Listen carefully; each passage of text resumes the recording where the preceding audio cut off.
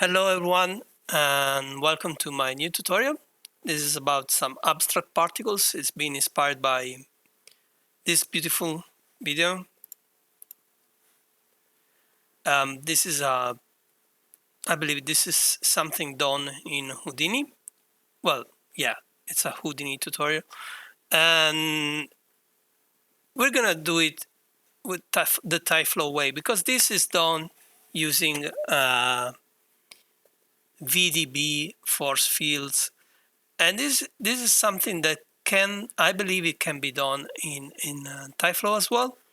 But instead of using VDB and stuff that is honestly too complicated for me, I did some experiments, but I didn't get exactly the results that I wanted. I've done this stuff that you can see in video using standard operators. You can see there's a calmer version, and this is in the end, this is a brand new cache with more noise. A bit of promotion, because let's be honest, I wouldn't be able to get back to do free tutorials if it wasn't for the Patreon, because I'm focused on the work and life, and the Patreon helped me a lot just to find the reason to explore and experiment and share the vast amount of the archive of Tyflow experiments and solutions that I found over the years. What you can see in the pattern, among other things, there is a basic class that explains the tools that make you an advanced user of Tyflow. Like custom properties, set target, and tricks using them in a tricky and smart way. And then there is the basic and advanced version of the stitching of a stitching tutorial with what I think is a really nice way to create stitches from dozens of elements in a smart way. There is an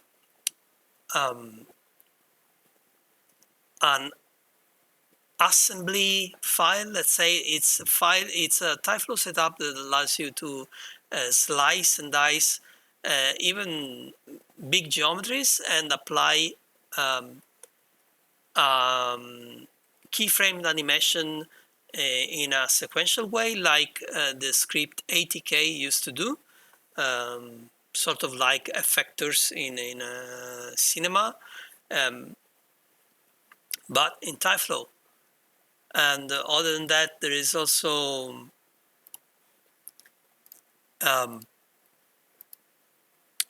the advanced part of the surface tension. This is way more similar to the original Blender file that just creates a geometry, an optimized geometry around the objects that you want to have some surface tension. And there is also a nice file with arbitrary flags, tens of thousands of them. It is the advanced ropes and flag tutorial, and it has some nice techniques that you can use elsewhere as well. So if you don't need ropes and flags, you might need the techniques inside of it. And a little teaser for the next advanced tutorial. It's about a crumbling setup. You can feed any geometry to it and it's gonna start crumbling. And the cool thing about this is that it has some settings that will avoid to have floating island. When you destroy something and you tell the bits to fall down, you might end up having some stuff that is still floating in the air, and of course is going to ruin the effect. And this setup has some smart setting to avoid that. You can see here a preview of the final result. And this is I just literally plugged the geometry in the setup, and this is the result after a few minutes of simulation. Well, enough promotion for my Patreon. You're gonna see the link on the comments, on the description of the video. And let's get back to the tutorial. So let's start. Let's hide the cache. It's quite a lot. Yeah, that's 15 million particles in the end. But let's start with the base geometry. I basically followed the same what the Houdini tutorial did. So there is some VDB in here, but it's very simple VDB booleans. Starting from a sphere and ending up with this. So this is the sphere where we're gonna start from, and this is the VDB flow.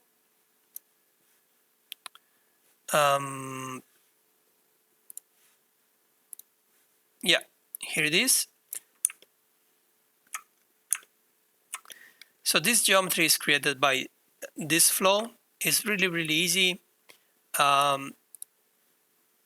Birth VDB with 1 centimeter voxel size, and my sphere is like 60 centimeters in radius almost.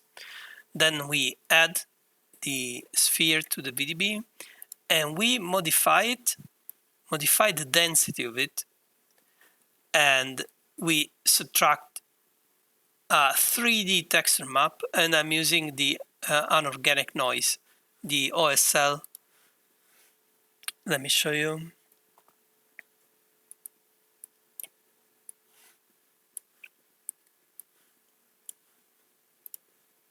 Here it is.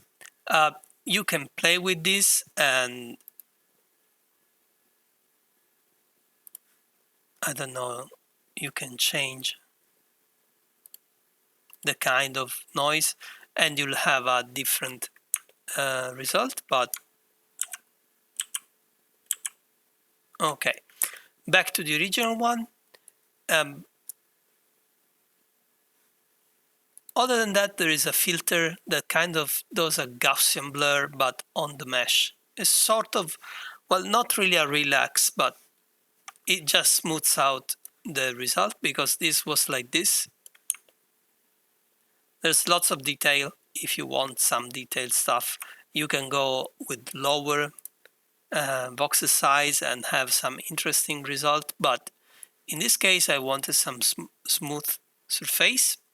And if I had to redo this from scratch, just go to the birth VDB, 1 centimeters, object till VDB, and pick the sphere. And then let's add a VDB modify. And we are going to modify the density and subtract. And the input is a texture map. And again, I'm using the organic noise. And everything else is about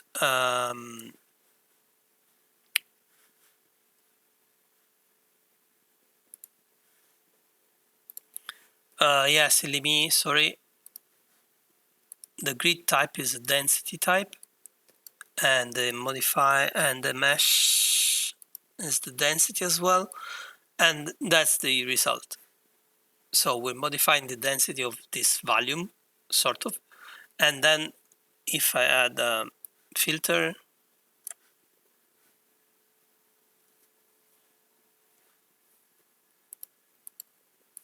and 20 iterations, again filter density, that's it. That's how to get the starting geometry. After that, let me delete this. We don't need this anymore. This is the final geometry. What I did was, you can see that the topology is like this. I just add a retopology, And then there is a data channel for something else that we're gonna see in the soon, because now that I have a geometry, other than the result, I also added a twist, because in the tutorial, in the Houdini tutorial, the guy that did it used a twist, so I wanted to use it as well. It gave some interesting, like, motion, like shape, like it's moving. The twist is visible. Okay, let's start with the particles. So this is the flow, nothing too complicated. I am using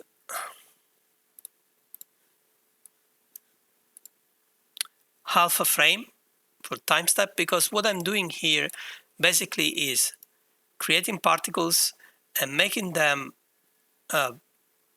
move along one axis of their own pivot, and always checking the surface and aligning their axis to the surface continuously. So if the particle moves forward, then checks the surface, adjusts the rotation, then move forward, checks the surface, adjust the rotation, and so on and so on. That's how I can keep the particles not flying away from the surface, basically. The other method would be using the object bind, but the object bind, let me show you. Let's make a brand new flow, 20,000 particles.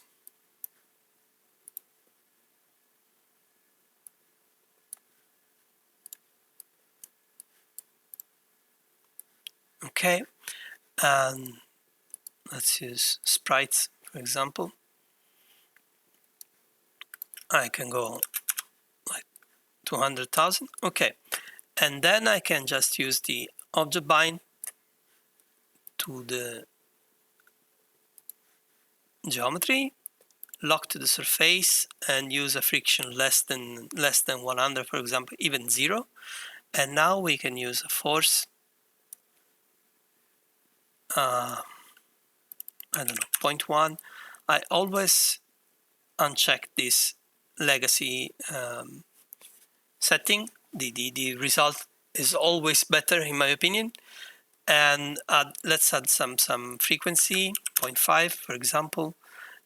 And so it changes, like 0.5 means once every 2 seconds, if I'm not wrong. And then let's add a slow, because the force is, it adds every frame, and the slow kind of subtracts, so it tries to keep the speed constant. You have to find the right speed here. But this is the result. And even if it's following the surface, you can see that if I add another, no matter how strong is the noise, let's add another one. You can have two noises in the same operator. Let's change the seed. No matter what, they're stuck on the surface. And this is by nature, this is the nature of the object bind. While in the tutorial, you can see that the particles kind of move away from the surface.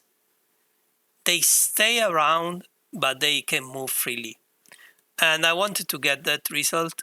And instead of doing, let's use this very Tyflow abstract recorded. Let's set it to half a frame. So this is the object bind, but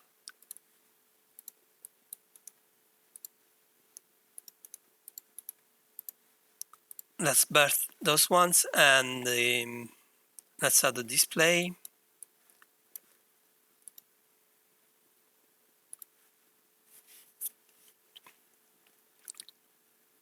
What I want is to align the particles.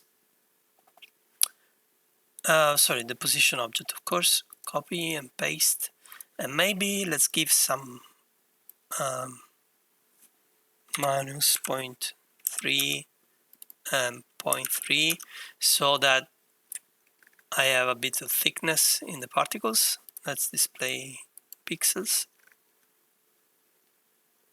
You can see they are not a very thin layer. This 0.6 centimeters of thickness.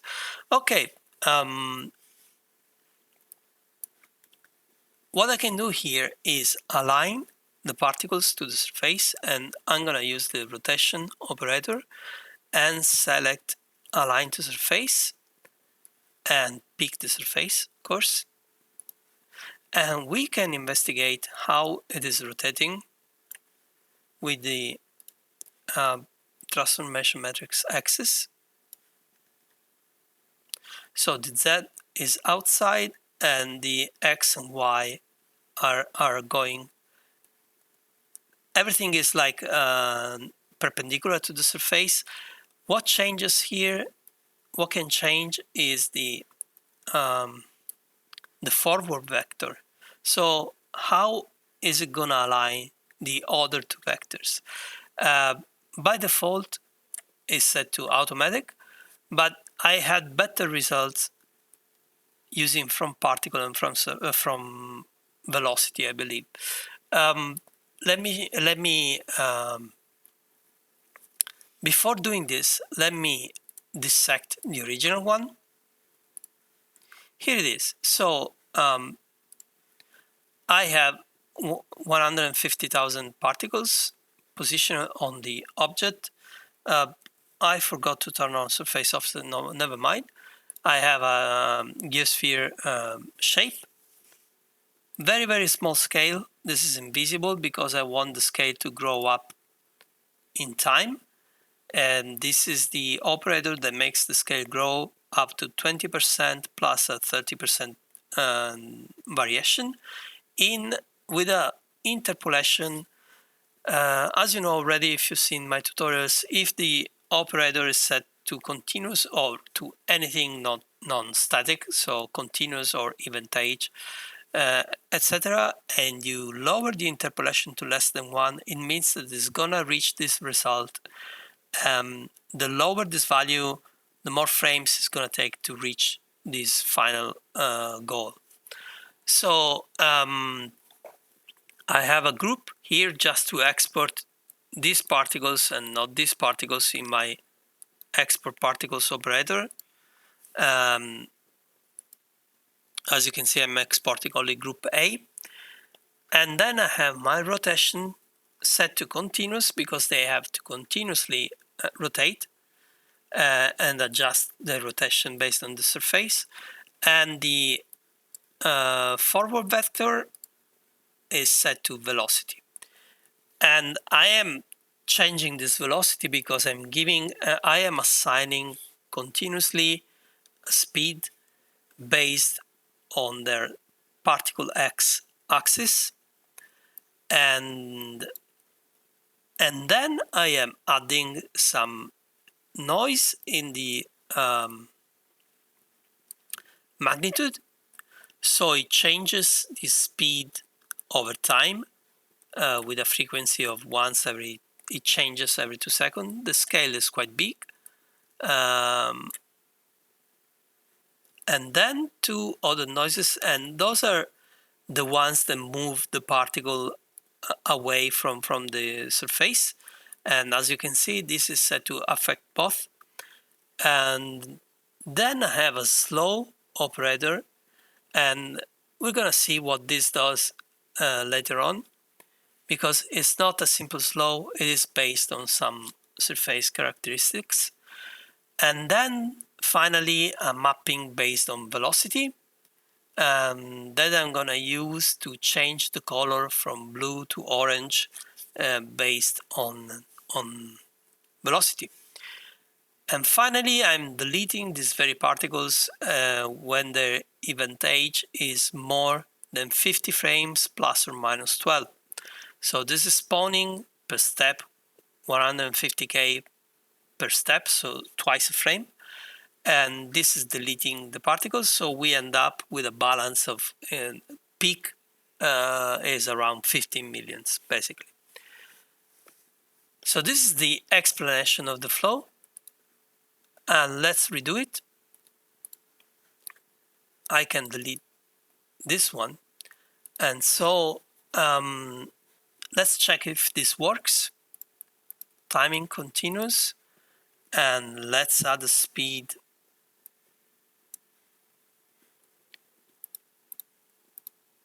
on the particle X. Let's hide the display and see what this does. Particle Y, probably. Let's turn on this again. Yeah, particle Y. Did I pick the... Yeah, okay. Okay.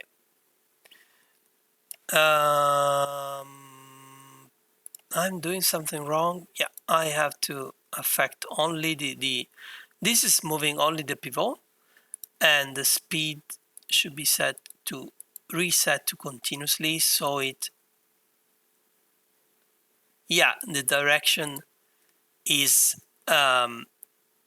refreshed every step.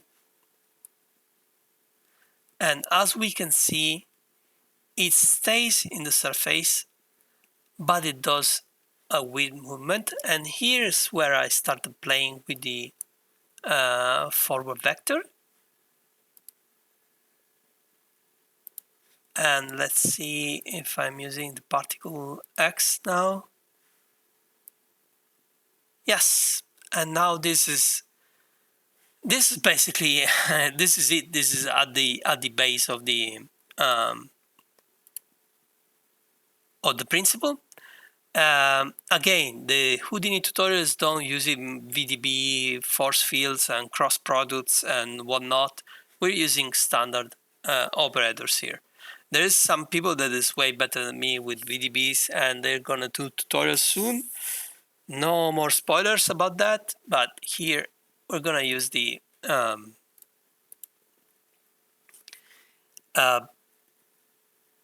standard operators. Okay. I was wondering what would happen if I believe that some stuff can change here if you use lower time steps, so it gets refreshed more often. As you can see, it gets less far away. But for the tutorial, let's keep it in at 1/2. And then I don't want the very same particles to go around. I want them to be born and deleted. So of course this says spawning. So I can get these ones outside. And we're gonna spawn per step.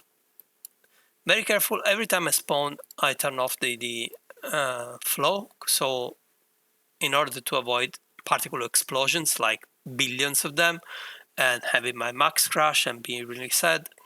So every time per step, I want this to spawn every step with a bit of a difference. So not all particles will be spawned every step. And I can start, for the tutorial purpose, let's start with a low number.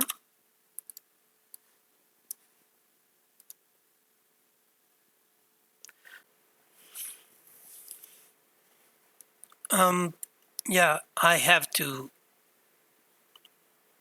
don't want them to be positioned every time. I want this to be the source. So position object should stay here, and then they will. As you can see, there is this beautiful pattern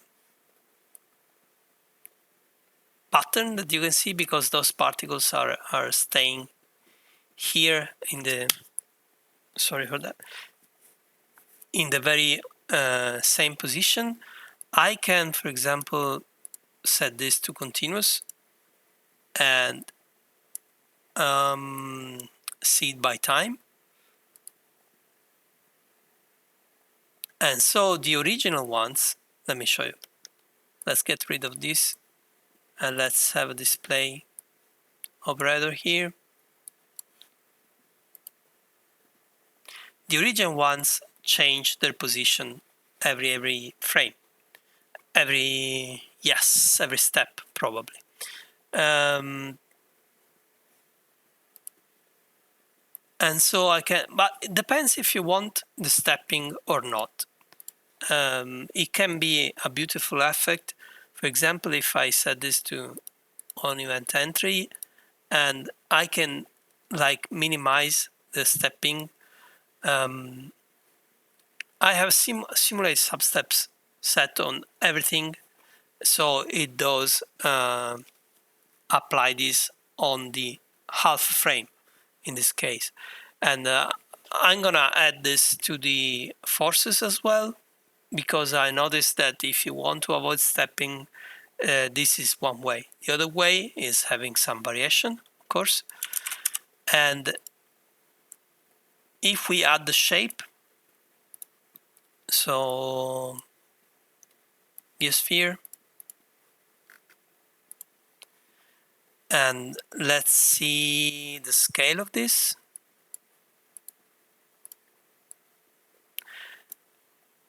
We can, for example, in the inherited properties, we can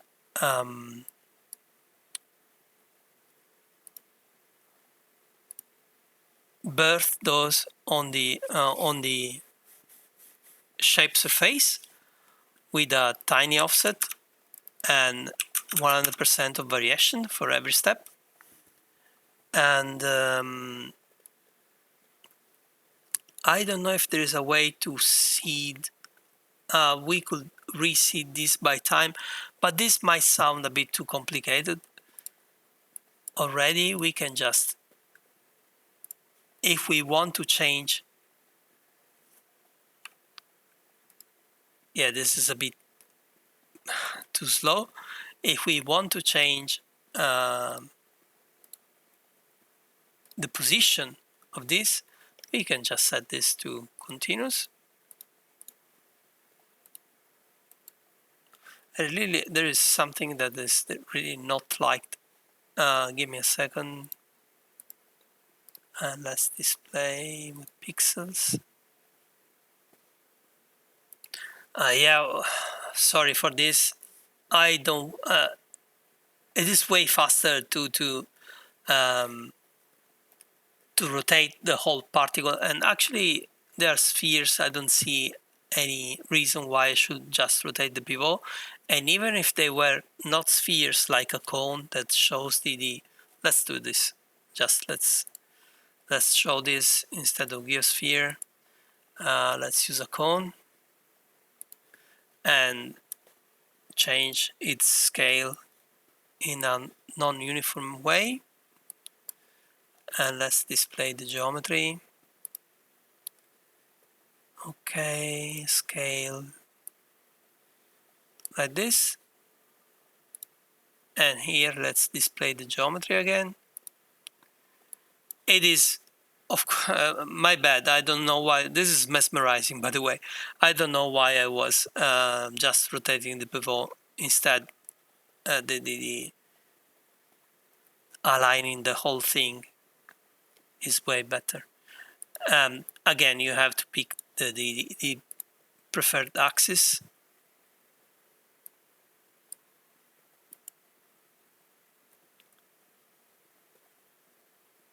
But in the case of the sphere, let's go back to the sphere.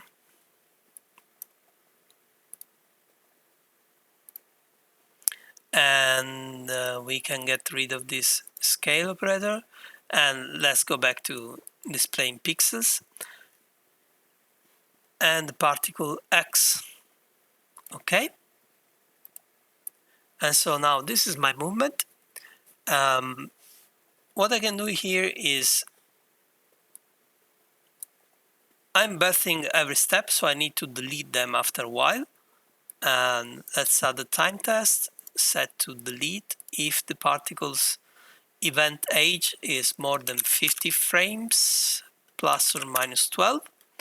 And this way we're gonna reach like a balance in the amount of particles after 62 frames tops.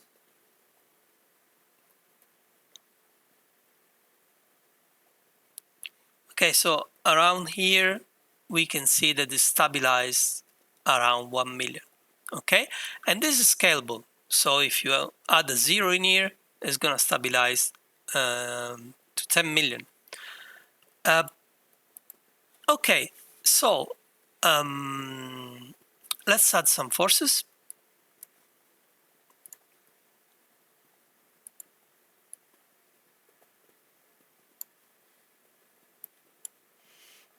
I always turn off this one. The result is always better. This exists for legacy purpose. I don't remember if I already said that. Plus 3, which means once every 15 frames, I believe, it changes the pattern. And 0.3, for example, and we are affecting both the magnitude and the direction. And let's add the secondary noise as well. Change the seed, this with more frequency, more strength, and lower scale. And let's see what we get.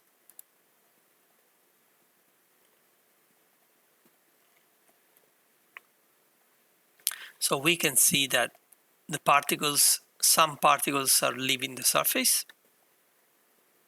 but overall they follow the shape, which is what happens in the tutorial. So yay. Okay, let's improve this a bit. As I said, we are setting the speed continuously and adding the noise, but we might want to let me show you a rendering. First thing first, this is the size of the particles. It's too big.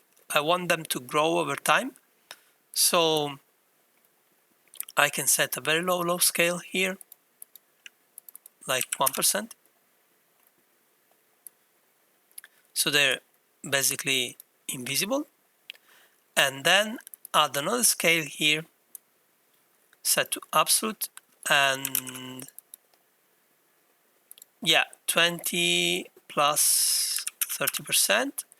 And if we set the timing to continuous and set the interpolation less than 1, it's gonna reach this result in a few frames. I believe that if I set this to 0.2, sorry, it's gonna be 10 frames.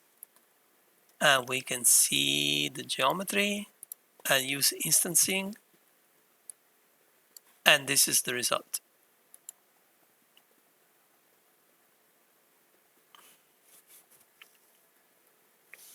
We can see, if I get closer,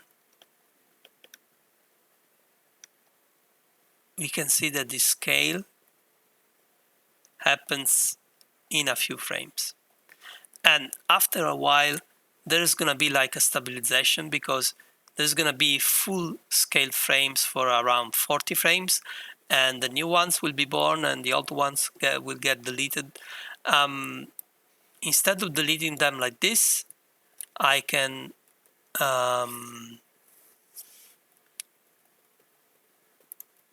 do let's see. Well, let's not complicate things, but if I wanted, I could clone this and tell after 62 frames scale down, but there is so many that even if they get deleted, it doesn't show. That's basically it. It doesn't show if a particle vanishes suddenly, but if I wanted, let me show you, I could just send out and then just few ways to do this. The simplest one is to copy and paste instance. Let's delete this one, display, and let's have a absolute scale again of 1, which is if we normalize 0 to 100 to 0, 1, this is 0.01 if I'm not wrong. And so when I can use a delete operator set to continuous and have a filter that says if the scale on any axis, because it's a sphere, is less than 0.0, I don't know, 5, for example, delete the particle. So they're going to be so small that it's going to be impossible to see them disappearing.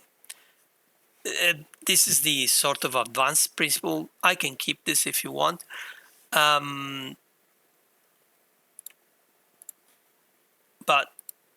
let's delete this connection and let's keep it the other way, because what I want to do is show something else here.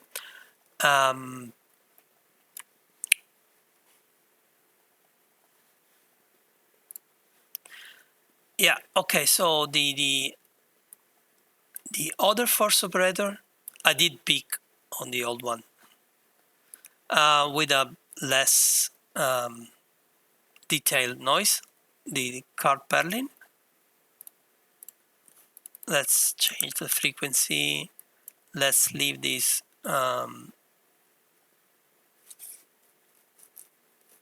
75 scale, and let's use a 0.3 and affect only the magnitude. So basically the particles will be pushed in the same direction because we're affecting only the magnitude of the force and not the direction. So we're gonna change the speed of the particles over time, and this is something really hard to see here, but when you render this is gonna show. And the other thing that you might notice is particles tend to accumulate on the sort of corners, right? So what I thought is, what if we could like speed them, like slow them more when they are in the corners and speed them up where they are in the concave part. And this is something interesting. This is a bit of more advanced part of the tutorial, because we're going to use something that I promised we should explore more, which is the data channel. And basically what I'm doing is saving the curvature in the vertex channel of the geometry, and I can do it. Let me show you. Let's do this from scratch and turn off.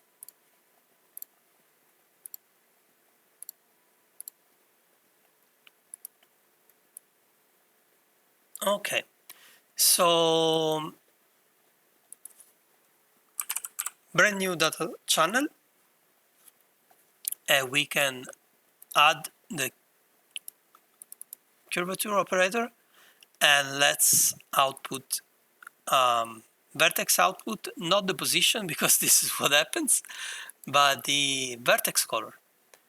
And we can display the vertex color of this thingy.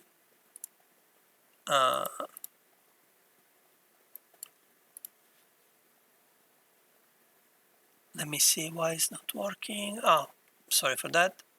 Standard. There we are.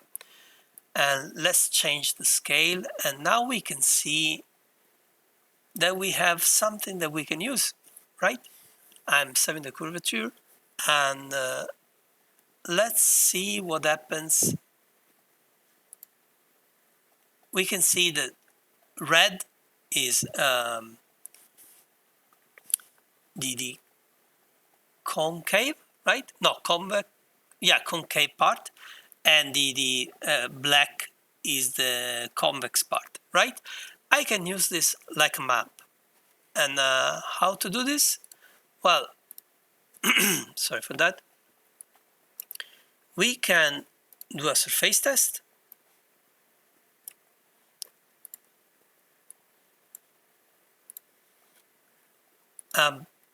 We can also make this way smoother. Let's add an operator.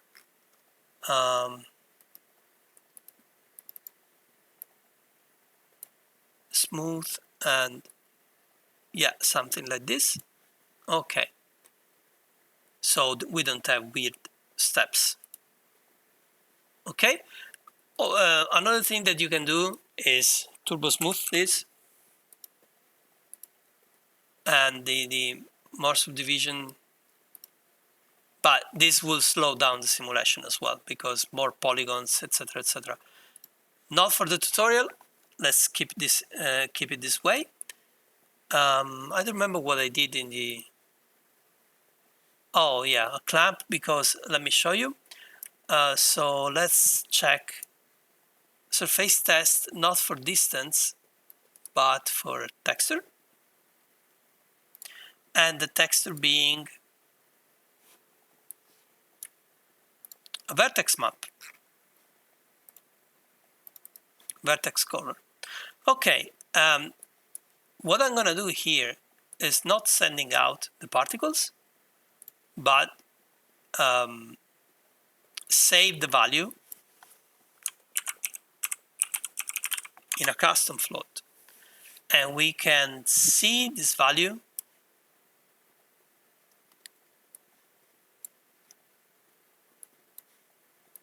if we investigate. Okay, let's see what happens. So as you can see, we have negative values and positive values, but I want this from it must be like a black and white channel. So if you take the red channel, the vertex color, let's make it start from 0 and end to 255, just to keep like consistency with the textures that we know. So let's clamp this. Clamp -0 and 255. So 0 in the convex part, and the maximum is going to be 255 in the concave parts. And we can change the scale until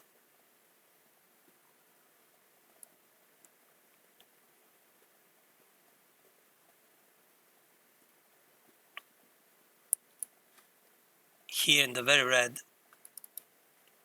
Okay.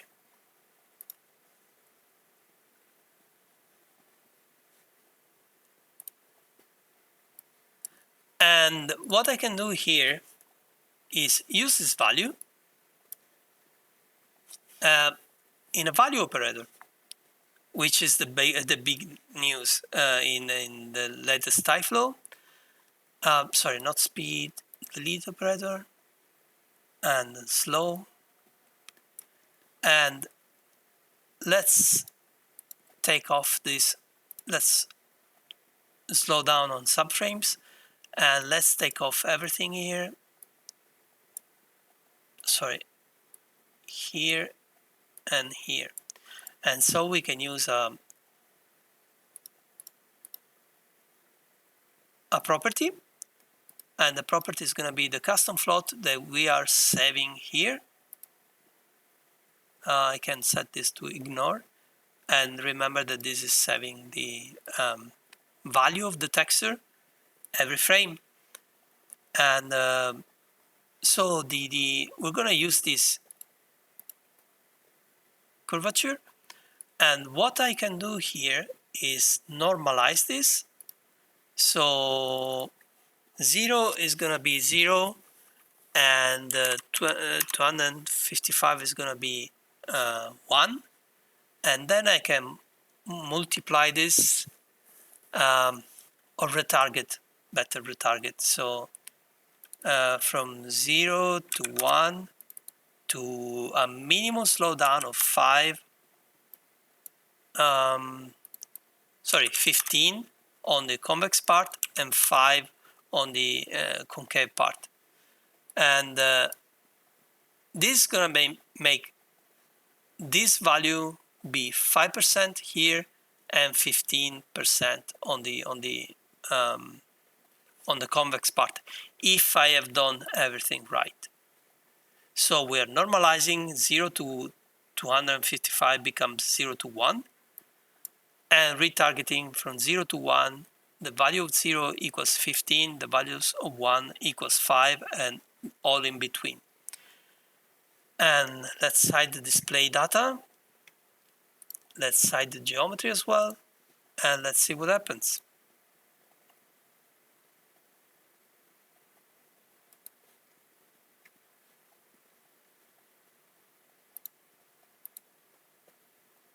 I probably did something wrong here. Sorry for that. Let me check.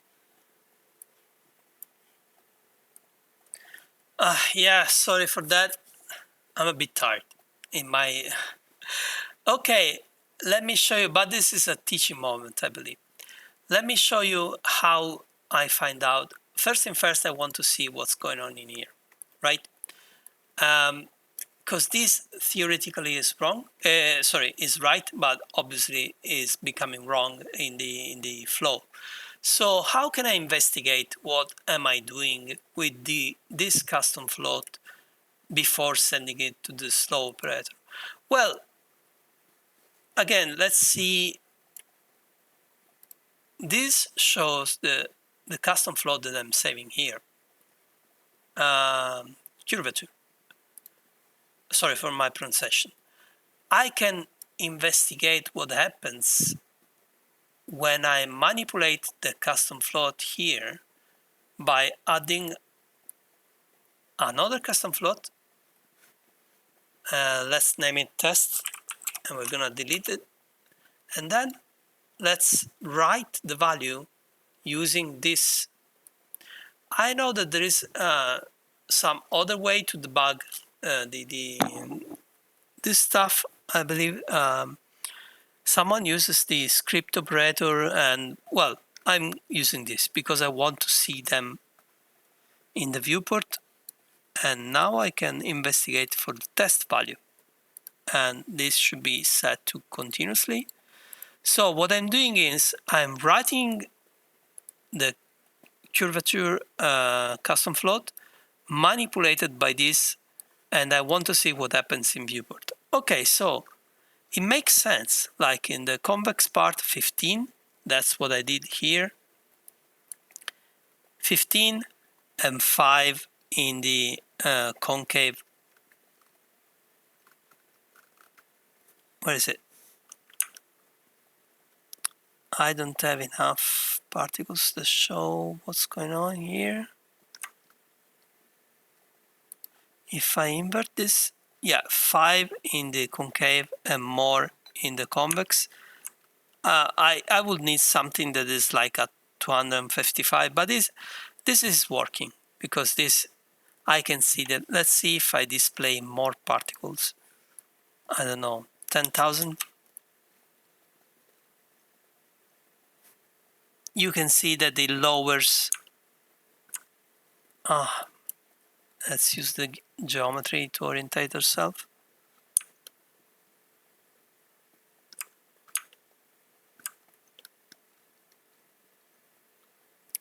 It lowers where is more red. Not enough, probably. No, 5, yeah, that's correct. Okay, and we could use even this curve to manipulate how it interpolates between 15 and 5. But let's keep it like this. The problem, so the logic works, and I can delete this or turn this off.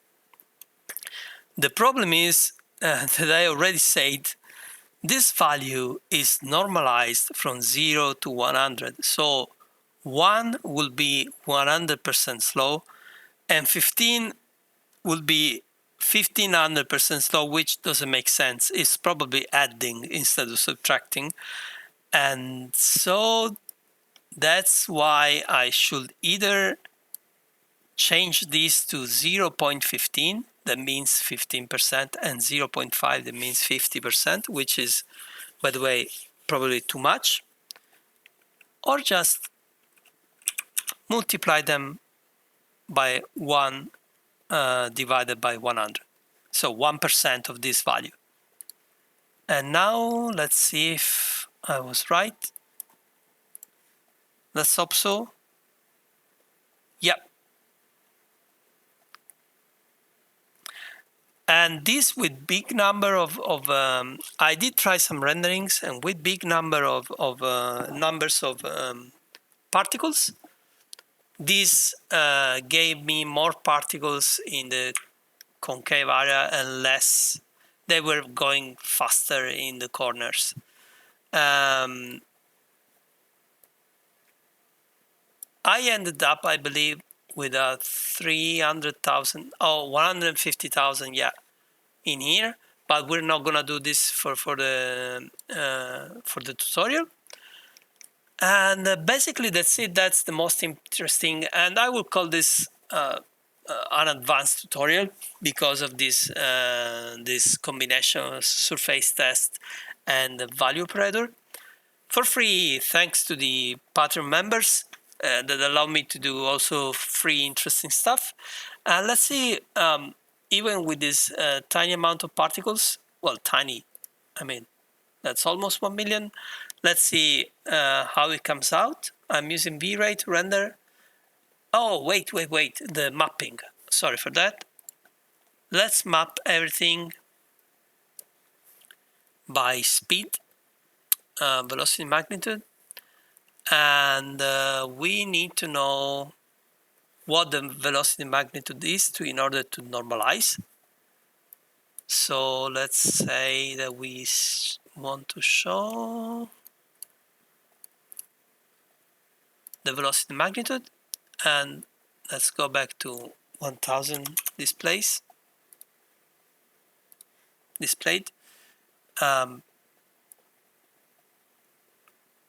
It's gonna be around 1, because what we're doing is setting the speed to 1 plus some variation and adding a noise, and so we can easily see it's almost 1 everywhere because we are having the slow operator as well, so we can easily keep it. I've seen a 1.1 here, so if we normalize at 1.5, we are sure that it's gonna go from 0 to 1, and so the quickest particles will have a mapping value of 1, and the slowest particles will have a mapping value of 0. They all move, so actually it would be smarter to do something like 0.7 for the slowest one, or 0.5 for example, because they are never 0, so I would just have a gradient that starts from 0.7 to 1. It doesn't make sense. And what I can do is I did this material here, this shader, with a gradient that goes from orange to blue, and I can assign that to my Tyflow, and let's set the mesh operator, render instances, and let's wait for the result. It's gonna take some time because it needs to well, not that much for 1 million, but when there are 15 million, it takes minutes to start with V-Ray. Let's hide the display, and this is what I'm looking at. And you can already see the slowest one and the fastest one. Let's see, let me save.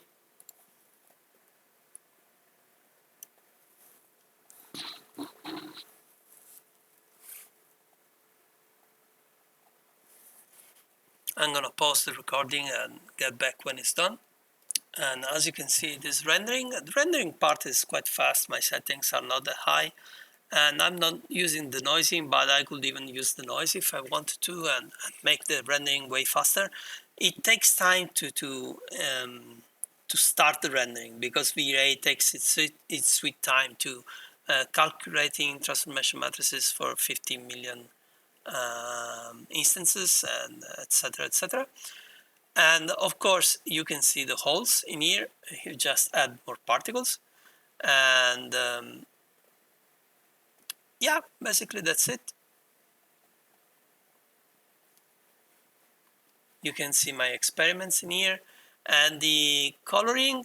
If you wanted to fine-tune this, you should spend just some more time to find the slowest particles and the fastest particles, and normalize the mapping based on that. You can do a few attempts. It kind of shows in the viewport as well. Yeah. Let's see if I, for example, okay, if I use a higher,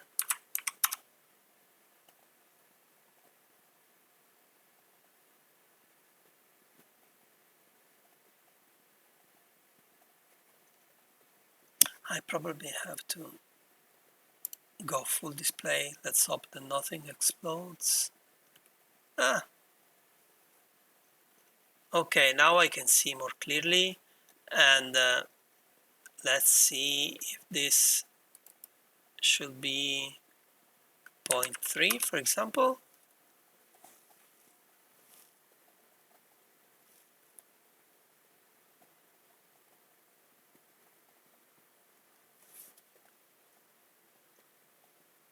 As you can see, instancing, oh, now you can see the difference. We can see more blue and more red. Let's start from, well, zero. Zero, it means that, yeah, they're just starting moving, but they're never zero, are they? Okay, zero is too much. You have to play with this, and you can see the power of the display operator when it's set to ignore, and the instancing is just in viewport, is just instantaneous. And that's it for the tutorial. I'm gonna I'm gonna give the file for free on my Patreon. It's gonna be on the free section of the Patreon, to lure you in, because there's cool stuff, as you have seen in the presentation of the Patreon at the beginning of the tutorial. Thank you so much, and until the next time, goodbye.